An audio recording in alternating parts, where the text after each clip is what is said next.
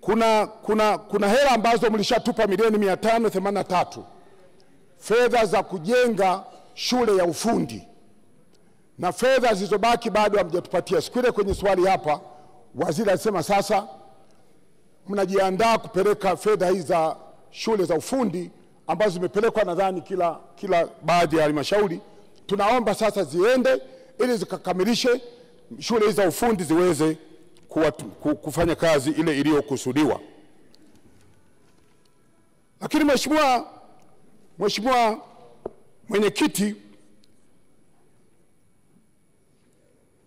kipo kituo kingine cha afya pale Usetule, nikiombe na chenyewe hiki naomba fedha ziende ili zikaweze kutatua. Kipo kingine tena kituo cha afya kipo pale Kivavi, kata ya Kivavi, na eneo linalojengwa kinaitwa Kivavi.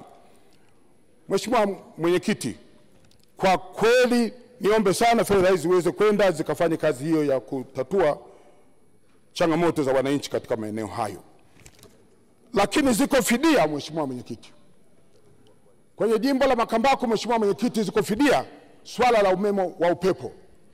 Wawekezaji wa swala la umeme wa upepo, kama imeshindikana, basi serikali itoe kauli ili maeneo haya yarudishwe kwa wananchi, kwa sababu limechukua sasa ni miaka 18, Mheshimiwa Mwenyekiti. Miaka 18 wananchi hawajalipwa fidia. Sasa kama mwekezaji wa swala la umeme wa upepo imeshindikana, basi tutamke kwa imeshindikana, tuwarudishie wananchi. Ili takapofika muda wanahitaji, serikali inahitaji, mtafanya mazungumzo upya, kuliko hivyo sasa imekaa muda mrefu. Tupongeze hili swala la bodaboda na bajaji. Mheshimiwa Mwenyekiti, katika mji wa Makambako tuna bodaboda nyingi, tuna bajaji nyingi, zinasaidia sana wananchi.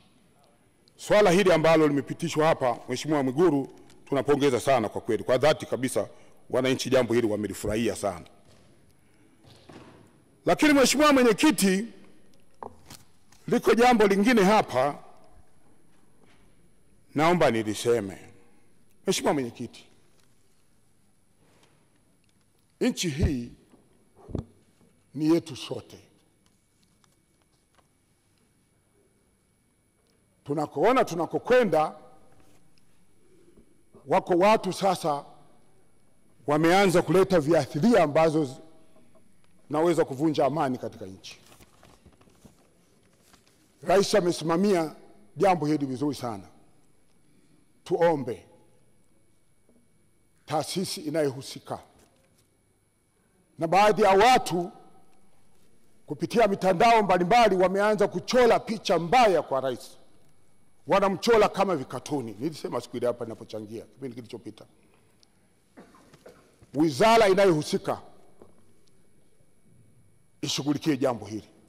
Rais wetu anaheshimika ndani ya nchi na nje ya nchi sana kwa mambo makubwa anayoyafanya ya kusimamia kuhakikisha nchi hii inakuwa ya amani.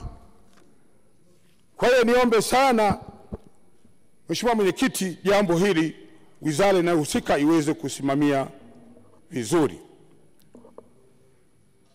Lakini Mheshimiwa Mwenyekiti, liko jambo hapa ambalo biashara mbalimbali ambazo zinafanywa na wageni ambao nimesema hapa sisi wenyewe tunaweza kuzifanya. Jambo hili Mheshimiwa Mwenyekiti, Watanzania walio wengi wana uwezo mkubwa wa kufanya. Kubwa Mheshimiwa Mwenyekiti, ni nyinyi kutuwezesha kupitia mabenki ya kukopa kwa riba nafuu ili tuweze kufanya kazi ambazo wanaweza wakafanya wageni. Sisi wenyewe tuna uwezo, wataalamu tutaajiri, wapo wasomi wengi tutaajiri. Kwa hiyo Mheshimiwa Mwenyekiti, jambo hili lisimamiwe kwa uzuri zaidi. Na mwisho Mheshimiwa Mwenyekiti, ukanda wetu wa kusini pale Makambako tumejengewa kiwanda cha Globes. Mheshimiwa Mwenyekiti, kuna mashine au mitambo ambayo ilishaletwa pale kwa ajili ya kutengeneza vidonge na silapu. Mashine hizi ni hela za serikali, za mabilioni, ziko pale. Majengo yapo, haijafunguliwa. Na alipokuja makamu wa rais kuja kuangalia kile kiwanda, zindua, tulimuonyesha na aliagiza. Mpaka leo nikuombe Mheshimiwa Waziri wa Mipango na Waziri Mwigulu, mkae na Waziri wa Afya. Tatizo ni nini? Kiwanda hiki hakifunguliwi. Majengo yapo na mitambo ipo, fedha zipo, na ni fedha wamekwama nini? Na kamati ya bunge ilipokuja iliona swala hili na waliagiza pia mwaka jana, mwaka juzi, mpaka leo ipo.